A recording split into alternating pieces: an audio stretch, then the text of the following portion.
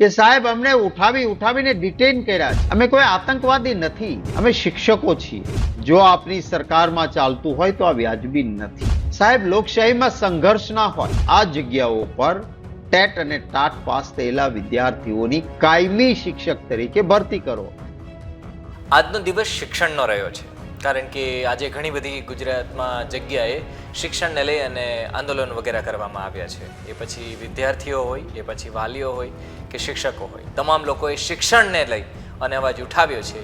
એ ગુજરાત માટે અને આપણા માટે એક સુંદર વાત કહેવાય, કારણ કે આપણે હવે ધર્મ અને જાતિ, લિંગ, પંથ બધાથી ઉપર રહી અને શિક્ષણની માટે આંદોલનો કરી રહ્યા છીએ। દુઃખદ વાત સામેની બાજુ એ કહેવાય કે સરકાર છે એ સાંભળી નથી રહી। ગુજરાતની સરકાર છે આટલા વર્ષથી ચાલી આવે છે, એટલા માટે સીધી વાત કહેવાય કે એમને સત્તાનો મદ છે એ ચડ્યો હોઈ શકે છે, અને એના જ કારણે જે શિક્ષકો છે એમની ભરતી નથી કરવામાં આવતી। 2017થી કોઈ મોટી ભરતી નથી કરવામાં આવી। આ સમગ્ર મામલાની વાત કરીએ તો ટેટ ટાટ પાસ જેટલા પણ શિક્ષકો છે એમણે આજના દિવસમાં ગાંધીનગરમાં પોતાની માગણી સાથે કાયમી શિક્ષકોની અમને ભરતી કરાવડાવો એવી રીતના માગણી સાથે આંદોલન કર્યું હતું, રસ્તામાં ચક્કાજામ કર્યું હતું અને પોતાની વાત છે એ પહોંચાડી હતી। જો કે આ વાત પાછલા 1.5 વર્ષથી કરવામાં આવી રહી છે કે અમારે જ્ઞાન સહાયક નામનું જે ટેમ્પરરી તમારું જે કંઈ પણ માળખું છે એ નથી જોઈતું, અમારે જોઈએ છે કાયમી શિક્ષક, કે કાયમી અમે જે વિદ્યાર્થીઓ છે એમને ભણાવી શકીએ શિક્ષક બનીને। જો કે સામેની બાજુ જ્ઞાન સહાયક નામનું એક સ્કીમ છે એમની સામે રાખી દેવામાં આવી છે કે જેમાં કોન્ટ્રાક્ટ પ્રથા મુજબ જે ફરીવાર એમનું જે કંઈ પણ છે એ થઈ શકે છે, અલગ અલગ જગ્યાએ ગુજરાતમાં શિક્ષકો છે એ ભણાવી શકે છે। ટેટ ટાટ પાસ જેટલા પણ શિક્ષકો છે એમની માગણી સાથે આજના દિવસમાં શક્તિસિંહ ગોહિલ કે જે ગુજરાત પ્રદેશ કોંગ્રેસના પ્રમુખ છે એમણે પોતાની વાત રાખી હતી। એમણે કહ્યું હતું કે મારા ધ્યાનમાં આવ્યું છે કે ગાંધીનગરમાં ટેટ ટાટ પાસ જેટલા પણ શિક્ષકો છે એમણે આંદોલન કર્યું હતું અને પોલીસે એમના મોબાઈલ પણ લઈ લીધા હતા। આ તે કેવો સમય ચાલી રહ્યો છે કે જે બંધારણ આપણને આંદોલન કરવાનું, શાંતિપૂર્ણક જે રીતના પોતાની માગ છે એ માગ રાખવાનું આપણને હક આપે છે, એ હક છીનવાઈ રહ્યો છે। કારણ કે અહીંયા જો આપણે જોઈએ તો જે કોઈ પણ શિક્ષકો છે એ પાછલા આપણે તમે ઘણા બધા સમયથી જોઈ શકો છો કે શિક્ષકો જેવા પણ આંદોલન કરવાની શરૂઆત કરે છે એવા એમને પકડી લેવામાં આવે છે અને જે આંદોલન છે એ ત્યાં ને ત્યાં ઠરી અને ઠામ થઈ જાય છે। કેમ? કારણ કે શિક્ષકોની માગ છે એ સાંભળવામાં નથી આવતી। સાંભળવામાં આવતી નથી એ તો ઠીક છે, પરંતુ વચ્ચેથી જ અટકાવી લેવામાં આવે છે અને એમને જે કંઈ પણ પોતાની માગ છે એ સાંભળવા દેવામાં નથી આવતી। ખેર, આ બધો જે સત્તાનો ખેલ છે તો ચાલતો રહેવાનો છે, પરંતુ શિક્ષણ બહુ જરૂરી છે। સાંભળીએ શક્તિસિંહ ગોહિલ કે જે પ્રદેશ કોંગ્રેસ પ્રમુખ છે એમણે શું કહ્યું। ગાંધીનગરમાં ટેટ અને ટાટ પાસ વિદ્યાર્થીઓ સરકાર ભરતી કરે એના માટે માંગણી કરી રહ્યા છે કે કાયમી ધોરણે શિક્ષકોની ભરતી થવી જોઈએ। લોકશાહી વ્યવસ્થામાં માંગણી કરવાનો, રેલી કાઢવાનો, આંદોલન શાંતિપૂર્ણ કરવાનો એ બંધારણીય અધિકાર છે।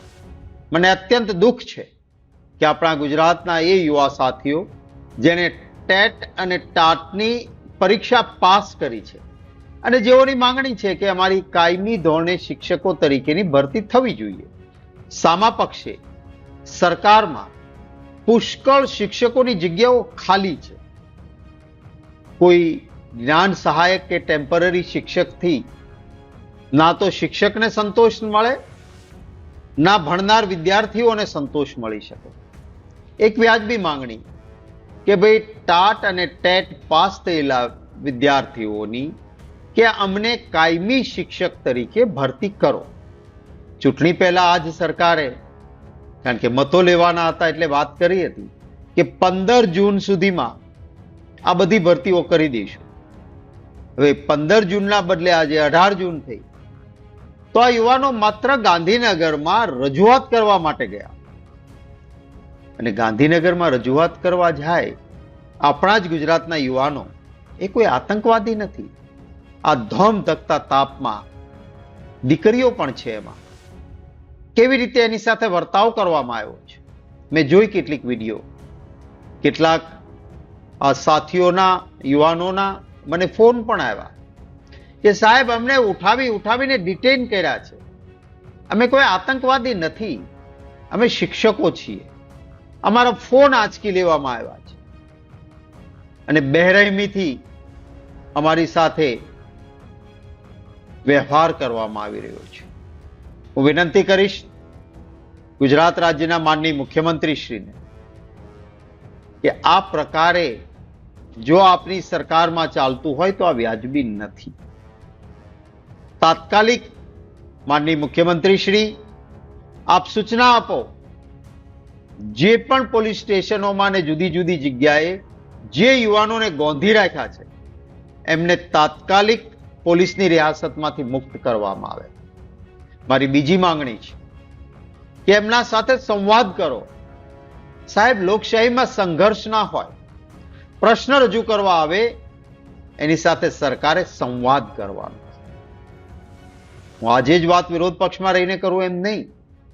ભૂતકાળનો ઇતિહાસ જોજો. કોંગ્રેસની સરકાર હતી, હું પણ મંત્રી હતો. આંદોલનકારીઓ સાથે સંઘર્ષ નહીં, હંમેશા સંવાદ કર્યો છે.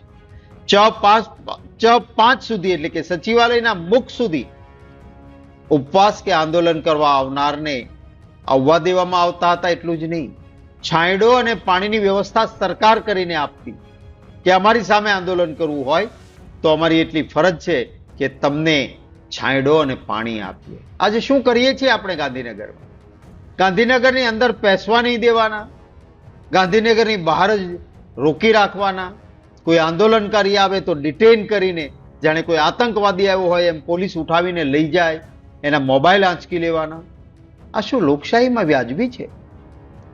વિનંતી કરીશ સરકારને કે આપ જરૂર આ અંગે સકારાત્મક વિચારણા કરો અને ટેટ અને ટાટ પાસ થયેલા જે વિદ્યાર્થીઓ છે જેમની વાજબી માંગણી છે કે ભાઈ શિક્ષકોની પુષ્કળ જગ્યાઓ ખાલી છે, ગુજરાતમાં શિક્ષણનું સ્તર બગડી રહ્યું છે, માટે તમે આ જગ્યાઓ પર ટેટ અને ટાટ પાસ થયેલા વિદ્યાર્થીઓની કાયમી શિક્ષક તરીકે ભરતી કરો. 11 માસના કોન્ટ્રાક્ટ શાના માટે આપણે આપીએ છીએ જ્યારે પુષ્કળ જગ્યાઓ ખાલી છે?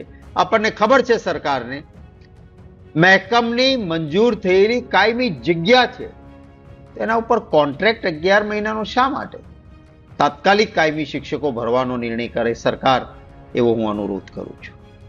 હવે જોવાનું રહેશે આ બનાવમાં, કારણ કે શિક્ષકો છે હવે પૂરજોશમાં આક્રોશથી લડી રહ્યા છે, પોતાની માંગ છે આગળ રાખી રહ્યા છે. જોઈએ હવે આગળ શું થાય છે. સરકાર છે એ નમશે 3 કાનૂનની જેમ, કે પછી ગુજરાતના જે વાલીઓ છે એ ચૂપચાપ તમાશો જોતા રહેશે? ધન્યવાદ.